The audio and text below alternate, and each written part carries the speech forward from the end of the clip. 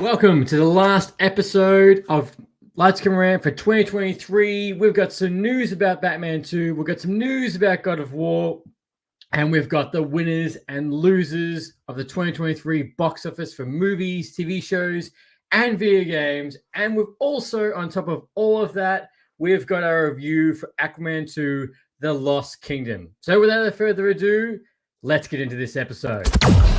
Welcome to the Lights Camera Rant Podcast, your source for the latest on movies, TV shows, and video games. Get ready for ranting, raving, and reviewing. Here is your host, Lee. Happy New Year's Eve, everybody. As I'm recording this, tonight is the night where we say goodbye to 2023 and we say hello to 2024. And look, I have to say, 2023 has been a very interesting year, not only for movies, TV shows, and video games, but also for here at Lights Camera Rant. I could not imagine from where we started this year to where we are now, from everything that's happened, from the new friends we've made, the new collabs, the fact that we've hit 8,000K on YouTube is utterly insane to me. I keep looking at it on my clock and I'm like, holy shit, because only a year ago, I'm pretty sure we were only seeing on about, I want to say about 200, 300, if that. I'd say we only crossed that mark, and I had on my whiteboard, I said 1,000 by the end of this year. 1,000 I would like to hit in 2023, but we've completely smashed that. So now the new goal ball for next year is hit that magical 10K number. So that's one of my goals for 2024. Not to mention, 2024 is going to be one of the slowest years for both superhero movies for both Marvel and DC. For the first time in a very long time, we're only getting one DC film next year and only one Marvel movie, which is insane to think about on paper, but we are. And, you know, as always, I want to say thank you to everyone who has started following the podcast, who subscribed to the show, follow us on Instagram. You know, I appreciate all the conversations that we've had and TikTok as well. You know, the fun part is just chatting with you guys and just talking about this stuff, because that's one of the whole reasons why we started this podcast and started this show. So and everyone who has also been a guest, thank you very much. I greatly appreciate it. But I also like to know what's your New Year's resolutions for this year? What do you want to achieve? What don't you want to achieve? What movies and TV shows are you most looking forward to? What stuff are you not looking forward to at all? Because it probably will get delayed. Delayed. Mostly. But as I mentioned at the start of this episode, we've got a full jam-pack. This is our last episode for 2023. And I thought, what better day to do it on the very last day? Why not? So, as always, we're going to dive into the news, and then we're going to get into the reviews, and then we're going into news. Then we've got into the wrap up of 2023, and then we've got Aquaman at the very last end of this show, and it's going to be Aquaman. Yeah, we're gonna dive into that. But let's get into the news. So, very first thing off is that we apparently rumored that Hush will be the villain for Batman 2. I think this will be a really perfect villain for the film. However, in saying that, there has been also rumors on a few other characters, not as big as Hush, but a little bit lower characters that James Gunn has gone on Twitter and said, this is all, no dice, none of these characters. But Hush, I don't believe, was in that selection. So hopefully it's going to be Hush. It's, Batman 2 is coming out in 2025. This is going to be separate to complete James Gunn universe. There's going to be Elseworlds, so completely separate. Very similar to the Joker, which even the Joker 2 next year is separate again. However, in saying that, we will then to have Batman Arkham TV show that apparently is part of the overall DC universe of James Gunn, but also ties into the Batman. So that's I'm not 100% sure on that one, but it's going to be very interested moving forward what is connected and what's not connected, because the DCU is just an utter mess, which we're going to review the last film of the DCU at the end of this episode. But, I think Hush should be a great villain. I hope he will be the villain for the movie in some capacity, even if he's not the main one, because obviously we're going to have the Joker. But, just some capacity, because in this dark, gritty, realistic world that we saw in the first Batman, I think Hush will just slip into that really nice and just fit perfectly. Opposed to, you could have fit him in the Dark Knight trilogy, but probably may not to that same level. But this, you could go really dark.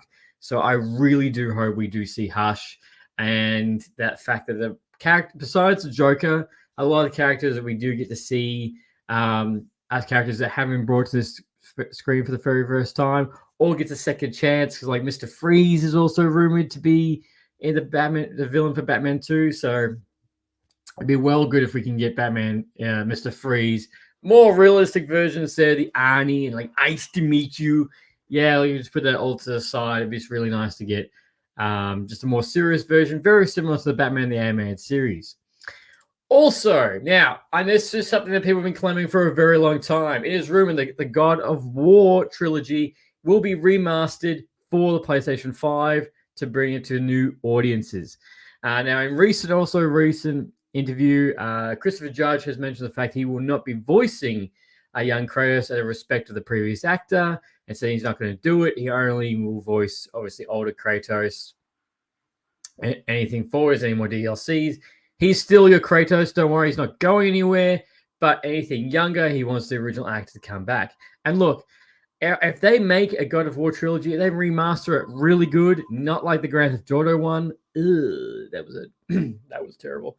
If it's not going to be like that, then I think the fact that this will smash it out of the park. Fully like rebuilt kind of remaster would be fantastic to see on PlayStation 5. Seeing that, the original story, I think it'd be a great tie-in. And you know what's going to happen as soon as they release that? If they release that in June, then obviously in Christmas, you have to get the entire quadrilogy. No, that's for 1, 2, 3, 4, 5. You'll be able to get the entire pack and watch it in pristine condition. Would be great. However, I do believe there's probably a couple things that in the God of War they will have to take out. Then again, they might not and just keep the R rating. Obviously, right now, you can still get God of War 3 on the PlayStation Store, but you can't get 1 and 2 at this stage. So, God of War trilogy remastered on the table, could be coming very soon. Also, now, I did have this comment on TikTok, and I thought it was actually very interesting. So, what if Season 2 has wrapped up? Now, one of the characters that we did get in the previous TV show for a full episode, previous season, is that we got Marvel Zombies. Now, Marvel Zombies, spoiler, is in What If Season 2, but only very briefly. And I know a lot of people were clamoring for this. So what is going to happen is, don't forget that Marvel Zombies is getting its own TV show. And not only is it getting its own TV show, it is coming out next year amongst Echo, the Spider-Man TV show, animated, that's also coming next year as well. So Marvel Zombies, don't you worry, that is coming. And the Marvel Zombies is meant to be under the new Marvel banner because it will be MA rating. They are going dark on this. So don't you worry, both being dark and zombies is coming soon in next year. However, if the slate is anything to say about it, it was probably going to be at the end of the year. Which is going to be, it is what it is. We're just going to be happy with the Marvel content we're going to next year, good or bad. Now, this is very surprising to me. Amongst all the reshuffles, amongst all of the delays and everything going on, Ironheart. So Ironheart was introduced in Black Panther Wakanda Forever. Now, she was going to get her own show. So she is getting her own show. However, the problem being is that this was filmed, shot, and completed in 2022. However, we're about to enter 2024, and this is not on the current rumored slate for 2024. This is more likely probably going to be 2025 at this stage. So it will nearly, by the time this comes out, it'll probably be about 2 to 3 years since it was last filmed, because we did see leaked photos, leaked set photos, and concept arts that's to come out. But that just seems like, I understand production, I understand how things can take time, but the fact 3 years, and not to mention this was meant to come off the back of Black Panther. So it will nearly be 4 years since we saw like Black Panther as well by the time this drops. So my biggest question is there going to still be a massive intrigue and hype to see this character that we haven't potentially seen in so long? So obviously we saw that Miss Marvel, she is going to be recruiting the Young Avengers. Ironheart wasn't there. So, when is that? I know we're big if of everything is when's that going to come into? Because Ironheart, like for me, they should have dropped this last year, coming off the Black Panther. Obviously, they had everything else, time with Loki, Secret Invasion, all of this. But unfortunately, I'm going to have to side, which I hate siding with, but siding with the people that, there's probably going to be no interest for this character when this drops if she doesn't make another appearance to build the hype. Now, she could appear in almost anything. Obviously, we're going to see Kate Bishop again, Miss Marvel. So hopefully we do see our Ironheart, and she is going to be in some capacity before her show drops. But at the same time, is her show also going to be slightly dated with everything else that's going on in the MCU at the moment? Depending on what events have happened, what has happened. Because keep pushing it back, everything else is still going to come out. So I don't know how that's going to go. But at the same time, do you tell me, do you really want to see the Ironheart TV show? Are you clamoring for it? Are you got the big need for it? You tell me. Now, same thing with Marvel being the movies. We're only getting one. However, we are going to be getting a lot of TV shows. So Marvel fans, stay true, stay humble. It is going to be a slow year for us, but at the same time, we are going to get a lot. So where are we? Sorry, we are going to get a lot. So let's dive into the movies. Let's dive into the winners and losers for the movies this year. So now these lists all have a top 5. They all have a top 5. However, I had to include this. So in a year that we've got Oppenheimer, The Flash, The Nun 2, Five Nights at Freddy, Hunger Games, Meg 2, and it's been nearly a fully stacked year. And we've also had the Barbieheimer experience. That was a massive movie movement. Something that hopefully we see again one day. Hopefully we get to see one day again. However, I don't know what shape or form that's going to take. But then again, at the same time, this was Barbie and Oppenheimer. Who would have put those two together? And Indiana Jones. So as I'm saying this, in the box office numbers globally. So coming in at number 6 is Spider-Man Across the Spider-Verse with $690 million. Now, this was a fantastic film. I loved it. Visually, it's stunning, comic book accurate. Yes, it is shit the fact that there's currently no release date for the third film to wrap up the story. It is what it is. There's a lot of controversy into that. You can go, and obviously with the actors striking, the writer's strike also delayed it as well. But, I've rewatched this film and I'm just watching going, God, that was good. It was good. Yes, the movie experience was shit because people were talking, people's phones were going off. It was awful. But the movie alone was just really good. Marvel, Sony, they smashed it out of the park. The music, all the Spider-Man we see, it is great. And it is one that you must watch for 2023. If you're in the holidays and you're trying to wrap up watching every film and movie, this is something that you can't miss. Now coming at number 5, of course, was Fast 10 with $740 million. Now, That's no surprise. The Fast franchise is a major juggernaut money machine. Obviously, this we're having Jason Momoa, but that's how much it made. There's still meant to be two more Fast. I think actually one more Fast and Furious films. However, good old Vin Diesel, he's got a lot jam packed for it on spin-offs, other stories. So don't you worry. The Fast and Furious franchise world is only getting bigger. So, yay. I didn't catch Fast and Furious because it's not one of those, it's not, they didn't tickle my pickle. And I was like, nah, I'm good. I'm good. I'll watch the next Jason Momoa movie, which I believe was a lot better, even though the box office isn't showing.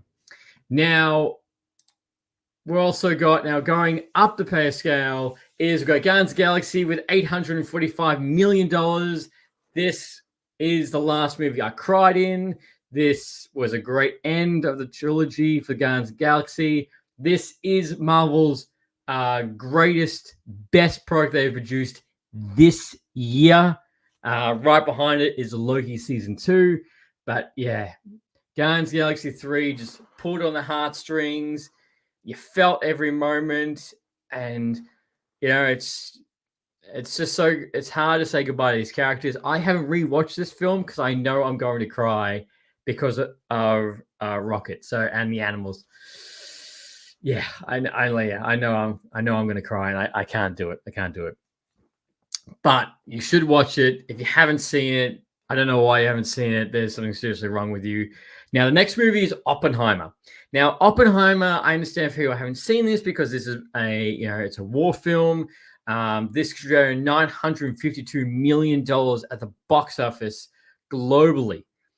It is a 3-hour film. It is MA rated, and it did fantastically well. I rewatched this film just the other day, and I was still blown away by it. Christopher Nolan, again, this is an utter triumph of a film.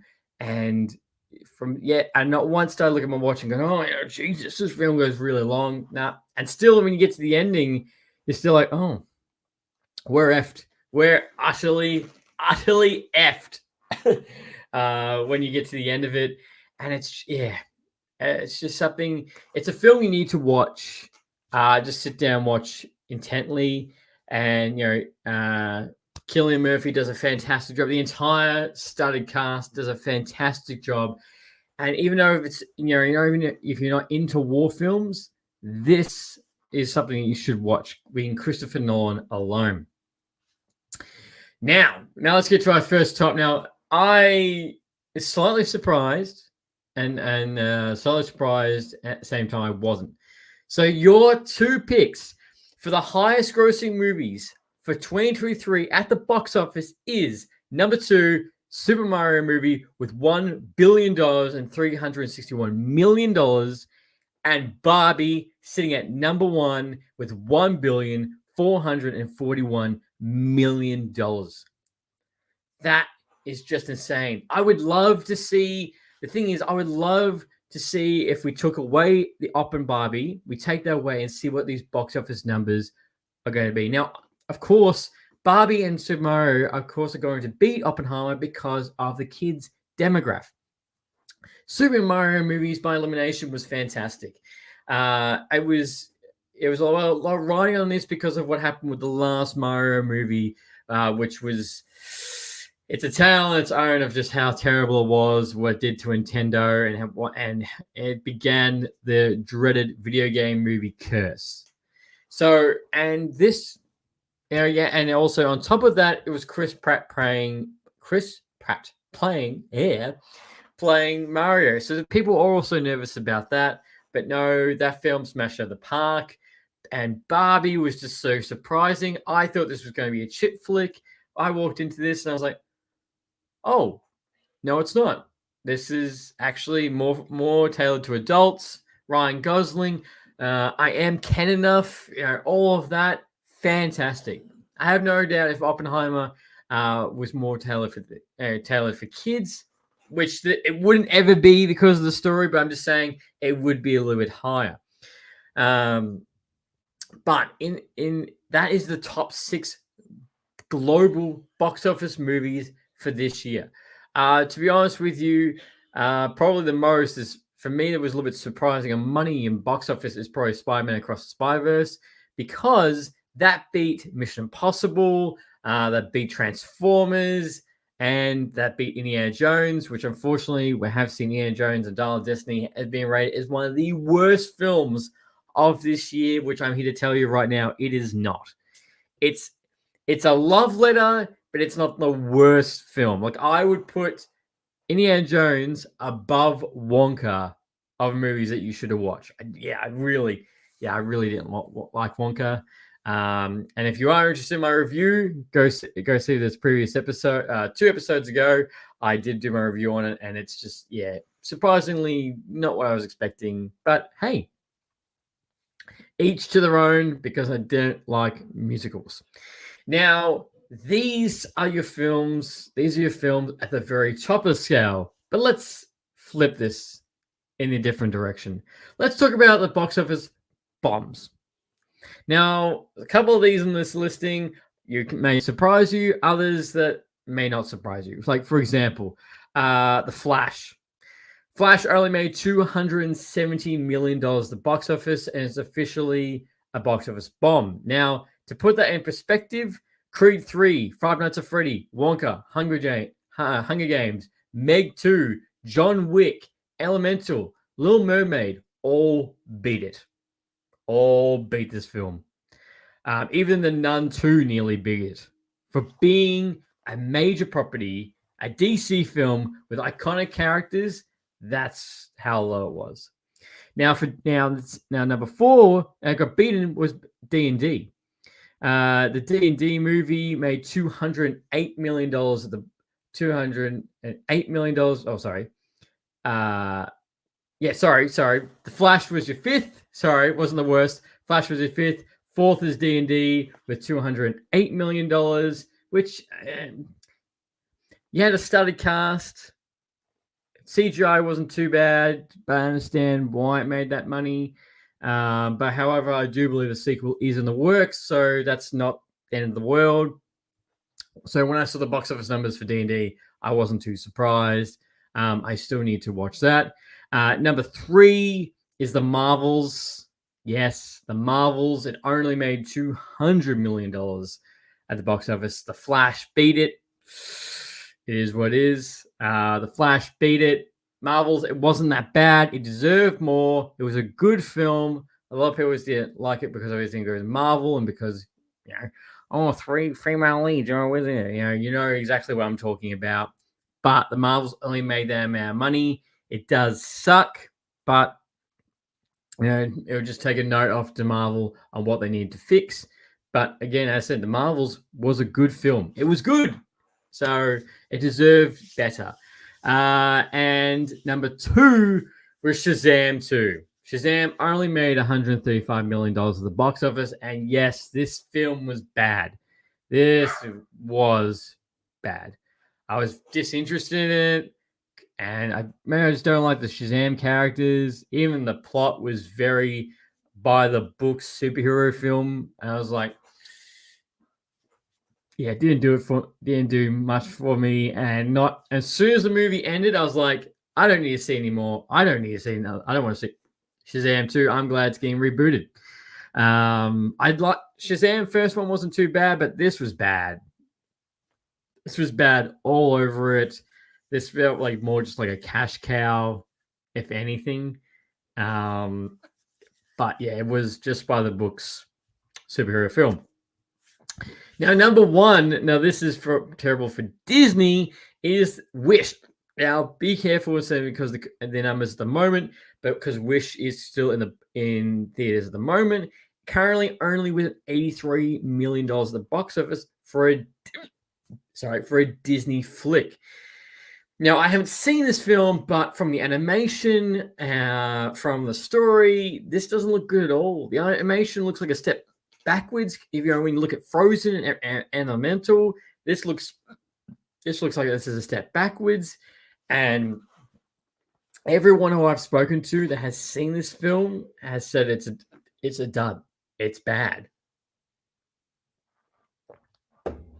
So I don't know what Disney's doing. I don't know why this kind of got greenlit at the moment, but it did. So, but with only $88 million at the box office, this is considered the biggest box office bomb of the year for a major studio like Disney. And it's just bad to see, and just to put in perspective, like the Paw Patrol movie has done better than it. Killers of the Flower Moon, obviously Napoleon, Taylor Swift, of course, but yeah, it hasn't done a real lot, but it's trailing right down at the bottom.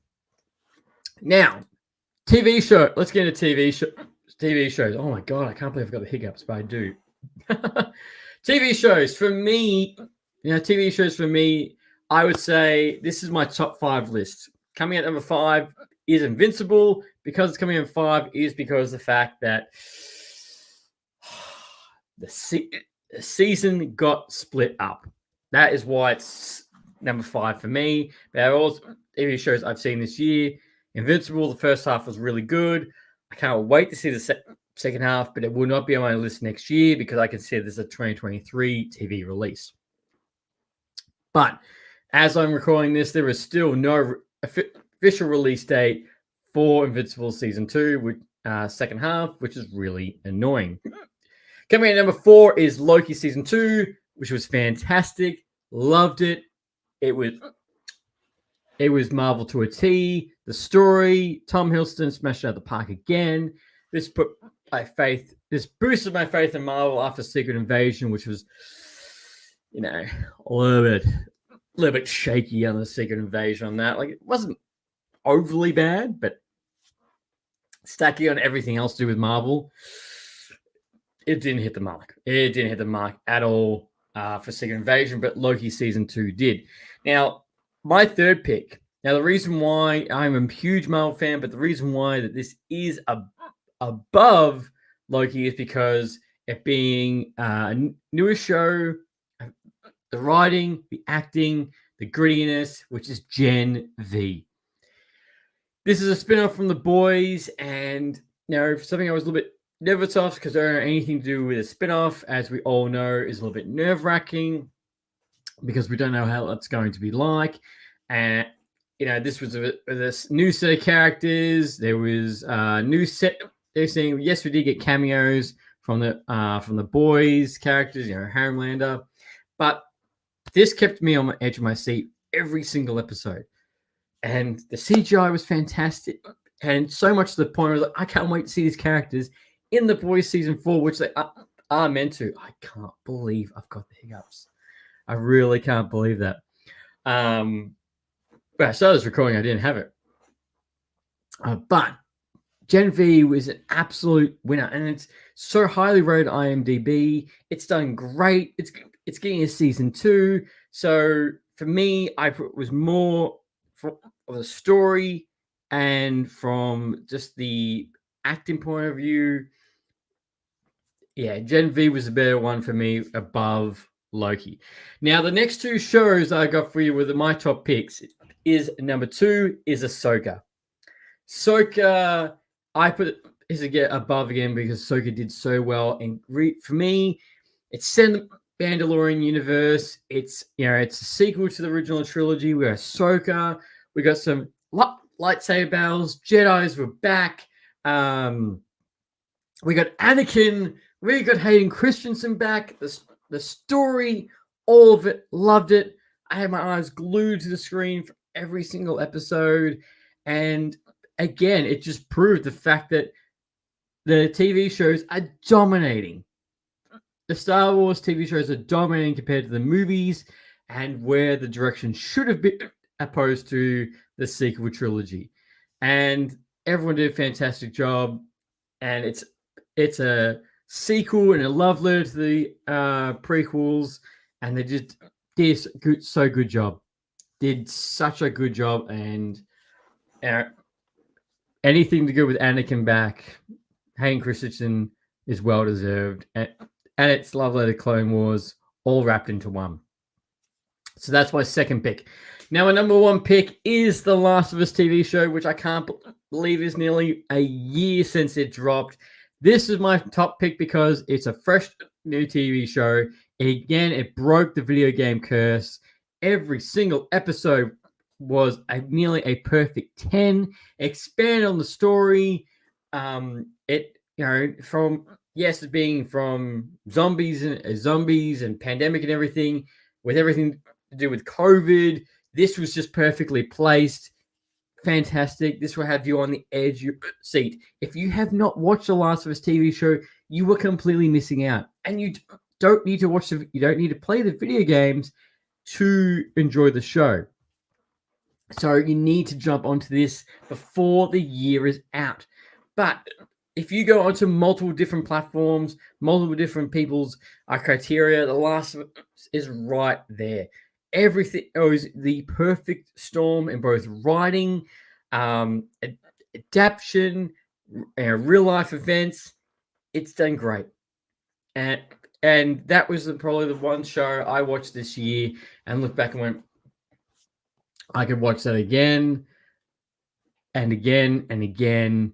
And nothing is bad, but it's not connected to an overall universe like Gen V, Loki, and Ahsoka. It's not connected to a major big universe.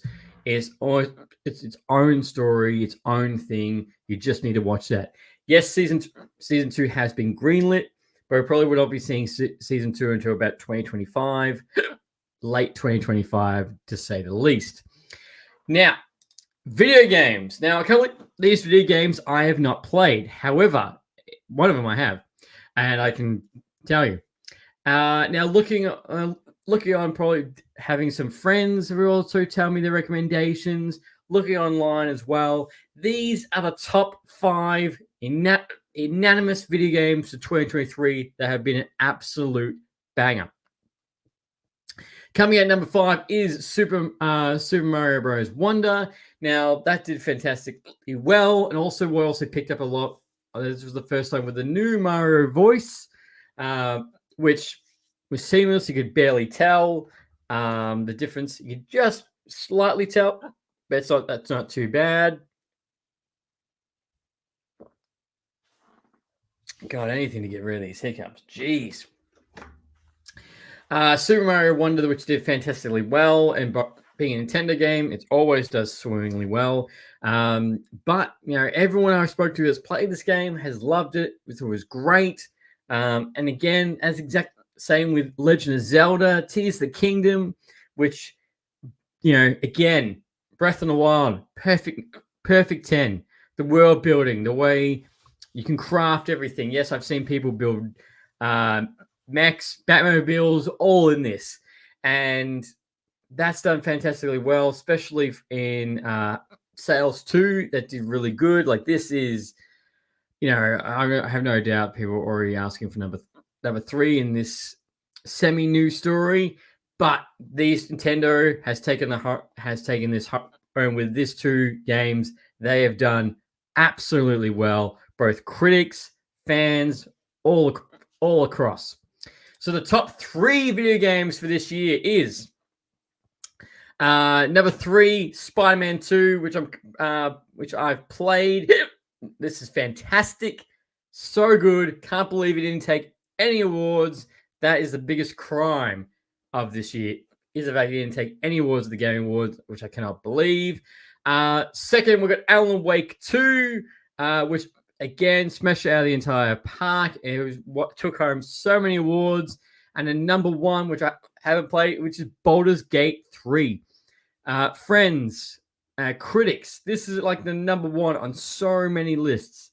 And yes, I understand Spider-Man 2. If Baldur's Gate wasn't in this listing, again, it probably would have gone to Alan Wake or Spider-Man 2. But, for being something fresh, pushing combat, pushing everything into this, Baldur's Gate 1 was an absolute winner. It won. It deserves the recognition it got. Game of the year across the board. But I would love to know, this listing, do you believe that these are all the winners, or what games would you believe should be in a higher of the listing amongst everybody? Or do you believe Baldur's Gate should have won the Game Award? Should that go on Alan Wake, or should that go on to Tears of the Kingdom? I'd love to know. But, ladies and gentlemen, those are your winners in both movies, TV shows, MV games, and your losers. We got that and in that, and which the losers doesn't surprise me at all. And I'm going to tell you right now, I am so sorry about my hiccups. I didn't have a hiccup when I started.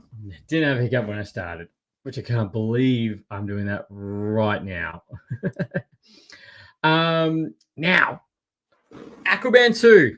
My last review for Aquaman 2. Sorry, my last film review that I will be reviewing, which is The End of an Era. End of an Era, ladies and gentlemen. This is the last DCE film for 2020. Sorry, 2020. Last film for 2023 for myself, but this is the last DCEU film. This has been a 10-year journey, ladies and gentlemen. 10 years to the date. 2013, we got Man of Steel. And the DCU has experienced some major wins and losses, and major losses. You know, I remember when I saw Man of Steel, and I thought to myself, I'm like, okay, that was good. Man of Steel was good. This is going to set up the universe. I remember, there was rumors of Aquaman then, and before they did the big announcement, and we got the Wayne Enterprises logo, and I was like, yeah, this is holy shit. This is we're doing this. This is they're catching up to Marvel. They're going to be doing their own universe. This is going to be great. And then we got Batman v Superman, which I was like, what the hell was this? And then we got Justice League, which was crap. Wonder Woman, which was amazing. Aquaman 1, which was amazing. They were creating $1 billion at the box office. The first Suicide Squad film, which was butchered to hell and wasn't that great. Shazam, which was all right. Then it just got shaky. It just got shaky, and then we got the Snyder Cut, which is phenomenal. Then we got Suicide Squad 2, which was fantastic.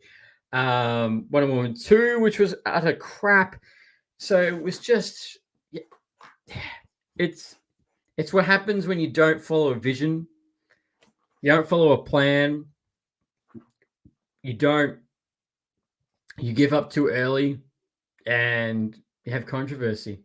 Because, don't forget, we were meant to get a Cyborg movie. I still remember seeing it. We're going to get Flash 2 was going to come like this. We're going to get Justice League 2, Justice League 3, and the Cyborg movie. We're going to get it all.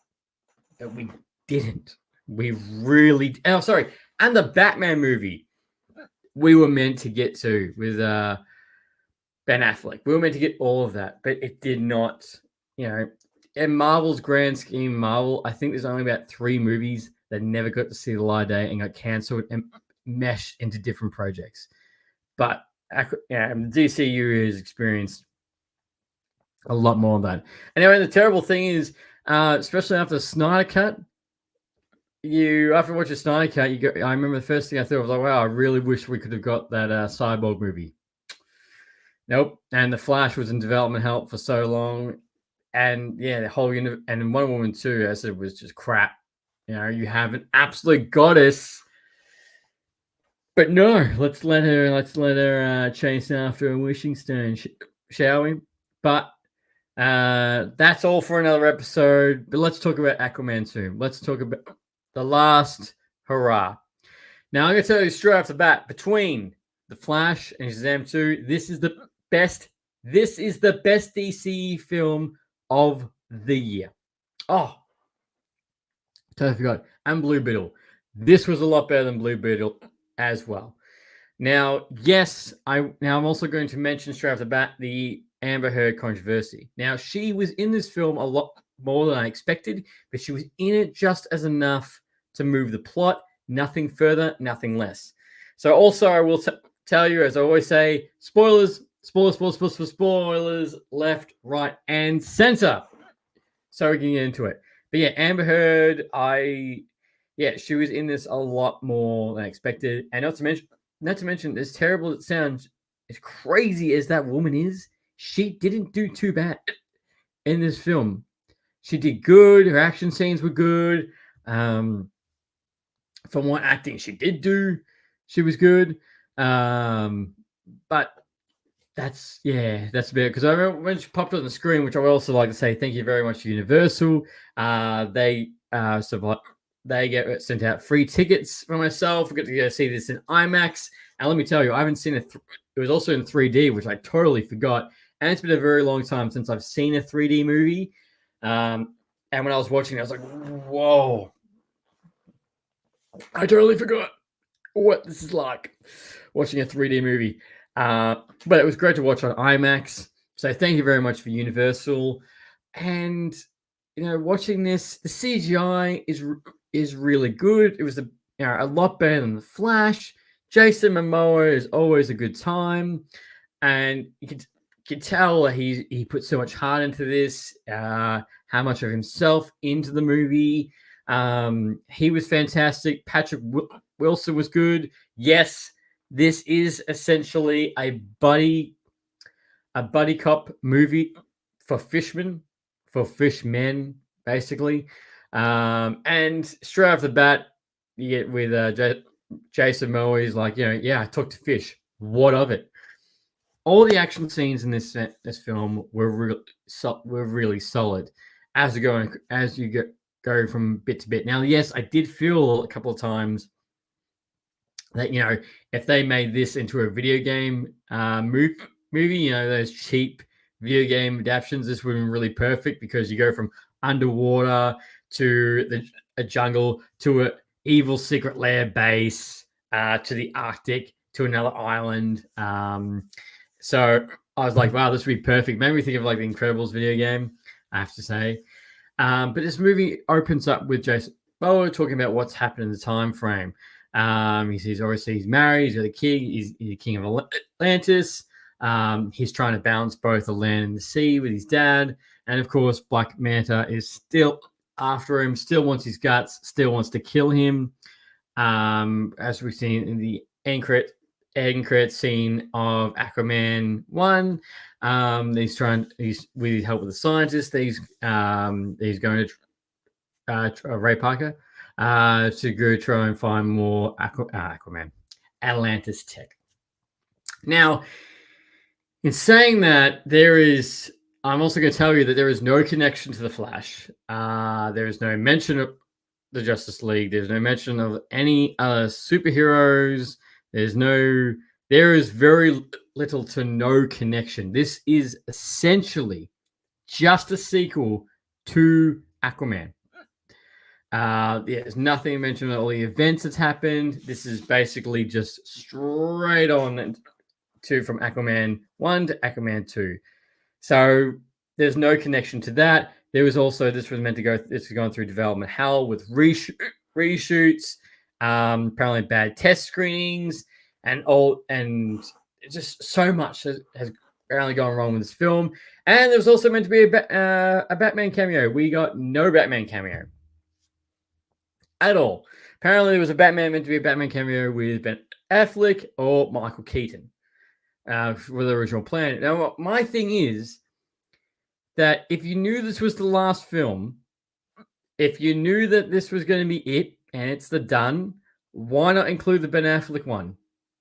The cameo. Why would you include that scene in it? Like Ben Affleck was one of the best highlights of the Flash. So why wouldn't you put him into this? Like I don't understand. If you knew this was the end, what's the point of not? But it's DC. It's DC. So they're gonna do. Well, sorry, it's Warner Brothers. They're gonna butcher everything to the last moment. So don't expect any of that. But just go into this going. I've watched Aquaman 2. I watched Aquaman. I'm gonna watch Aquaman 2. Now obviously Black Manta. He discovers this lost city. Excuse me. Underneath the Arctic ice, which he finds a trident, which gives him powers, and he finds out that there is a evil army that's in the city that wants to help him kill Aquaman and take over Atlantis. Which you do find later on. It's the fact that this is the Seventh Kingdom. It's a lost kingdom. No pun intended. That one of the old kings of Atlantis did trap because of the fact they want to take over the world. Basically, Fishman zombies.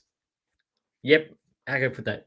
Fishman zombies is the best way I could describe this on what this type of Seventh Kingdom it is. But which then leads on to they're also going to go try and steal this new material, oxylium. Yeah, it's a brand new word. Oxylium. It's pronounced like that. It's a very raw material, which apparently, if you do burn, it also heats up the planet. So there's a big global warming message in this movie because obviously Black Panther is heating up the planet, so the ice melts, so he can get into the city to get to break free the king to take over and get all the power. Now we do get, as I said, he has to unlock. Knowing this, Jason Momoa, Aquaman, has to go break out Norm from his prison for all the actions he did in the first Aquaman movie. So we get to see this new buddy cop between those two. He keeps calling him brother, which he's like, don't call me that. And as they keep going, they go on this basically trip from going to an island, a secret island base that turns into a massive action set piece, which then turns into going to the Arctic and also goes into an underwater back end pirate bay, if you will. Like, this is the scourge of the sea. This is where you go to get lost, or you need somebody to hit. So that stuff builds the world. Everything underneath the sea is beautiful to look at as great world building into Atlantis. That part is all great. But probably one thing I didn't like is going into this plot. It's like, okay, Black Manta is the bad guy. Again, yes, he hates Aquaman because he's dad. We get that. Probably the more interesting is the backstory of Atlantis, the backstory of this lost kingdom. Like, that is like the most interesting point. And then the buddy cop between Jason Momoa and Patrick Wilson. That's also a good part. But that's Black Manta stuff. I'm like, Black Manta does a great job, but at the same time, I'm like, yeah, we get it. You want to kill him because your dad. And the real bad guy that's filling Black heads with lies, he breaks free for only about 5 minutes and then poof, defeated.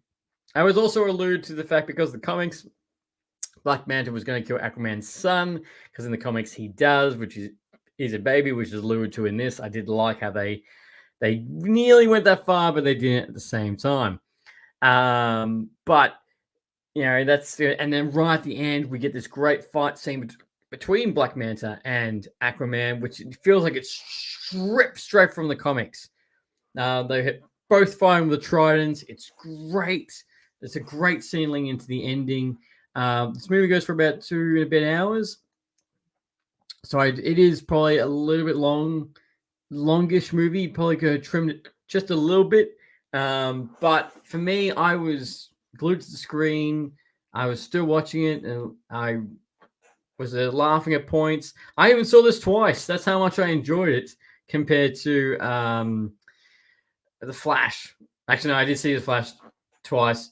But Aquaman feels like a more coherent story. Yes, it does harp up on a couple of things from the first movie, but it feels like more coherent. the majority of all the characters return the first one, except for William Dafoe because of scheduling conflicts, which he has mentioned. And then obviously this leads to a giant battle. The hero survives, and then we get this ending, which this is probably one of my major gripes seeing, is that it felt so much like Black Panther and Iron Man. Jason Momoa, Arthur says that, we have to bring Atlantis to the surface part of the UN and let the world know that we exist, which I'm curious to know because I'm pretty sure the world knows about Aquaman and don't know if he's King of Atlantis, but he has a trident anyway. The fact that he has to bring them forward, he wants to see them, and we get to see it. We go part of the conversation to help reverse the effects of this global warming because of Black Manta. And which he does this entire speech, saying, friends, family, worlds together. And then he goes, because I am Aquaman, just like Iron Man, and just like the ending of Black Panther. Here's the problem, is that the ending of this movie fits for Aquaman. However, the shit thing is, we've seen this twice in Iron Man and Black Panther. And that's probably the one scene where the CGI is a bit like, oh, that's a bit bad. But that is, that's about the ending. But from start to finish, it does do really well. It does. And at the same time, when this movie did finish, I thought to myself, I am going to miss these characters. I am going to miss this universe. Yes, this universe has so many black holes in it and black spots, but Jason Momoa as Aquaman did a fantastic job for how long he's been playing this character. For 10 years now since Justice League. Yeah, since Justice League and until now. So it's just, it's just sad to say goodbye to these characters. And this film, not everyone's going to love this film. Not everyone's going to think it's fantastic. There's a lot of comments out there how bad it is, but I feel like Jason Wan, the team, they did a great job for what they had. This is a Saturday flick that you check on, action movie flick that you do watch on for the entire family to watch. Sorry, excuse me. To watch. And I think it does a great send-off to DCEU for what we've got. This is the best we're going to get. It does a good job. And it's just sad. RIP DCU, it's all done and dusted. There's a lot they could have done with this film differently. Because originally we were meant to get this film a year ago. This was meant to come out for The Flash, and I know, because we obviously Aquaman in The Flash for a brief cameo, but still, the fact that we got this and there is zero to no connection to the overall universe is very disappointing to say. But ladies and gentlemen, that is my review for Aquaman Lost Kingdom. Definitely go see that. If you have pictures or download it, definitely go see it. And look, I would like to say thank you very much for everyone who's listening, who's come past, who's watched, and everything. You have made this year fantastic for 2023. So come and join me for 2024 to the new guests that we're going to have, the new heights we're going to reach, the more ranting and raving and reviewing we're going to be doing. And I hope to see you along that entire journey. And as always, have a great New Year's and have a great New Year's night. And until next time in 2024, happy ranting. Thanks for listening to Lights, Camera, Rant. If you like the show, don't forget to subscribe so you don't miss a single episode. While you're at it, leave us a rating and review, and be sure to tell your friends. Until next time, happy ranting.